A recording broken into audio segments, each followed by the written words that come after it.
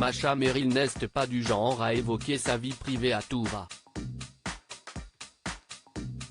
Mais cette semaine, dans un entretien accordé au magazine Gala, l'actrice et écrivaine de 82 ans s'est laissée aller à de rares confidences sur sa vie sentimentale.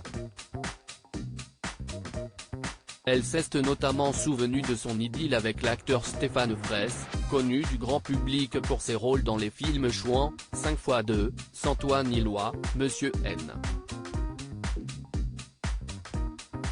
Le Grand Rôle, Camus ou encore Bienvenue chez les Ch'tis. Un homme qui était de 20 ans son cadet, et avec qui elle est restée pendant 8 ans.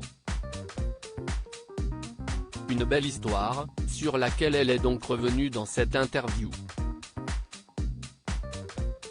J'ai pris ce coup de cœur qui se présentait à moi au mépris de toute rationalité, sans l'analyser outre mesure. J'avais appris à ne pas craindre le lendemain ou son absence.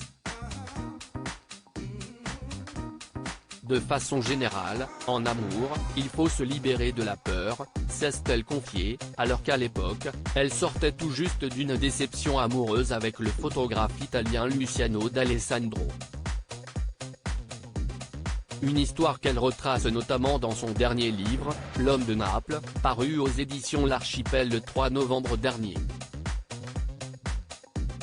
L'impossibilité de construire un couple, elle en parle également dans cet entretien pour Gala, et se souvient notamment, durant cette période, d'avoir été mélancolique, du fait de l'impossibilité de construire un couple avec Luciano.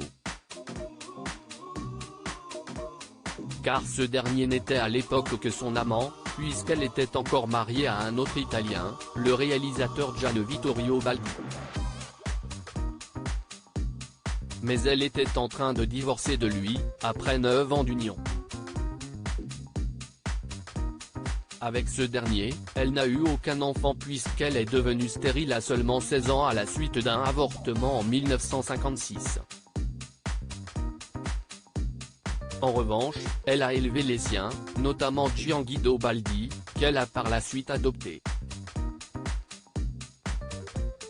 Elle est également devenue la belle-mère de 4 enfants, issus de ses unions précédentes. Précisons également que dans cet entretien pour Gala, elle revient également sur ce qui est certainement son histoire d'amour la plus connue, celle avec l'immense compositeur Michel Legrand, les parapluies de Cherbourg, les demoiselles de Rochefort, l'affaire Thomas Crown, Peau d'âne ou encore un été 42. Ils s'étaient mariés le 18 septembre 2014 et filaient le parfait amour avant que le musicien ne décède en janvier 2019. Elle aura été avec lui jusqu'au bout.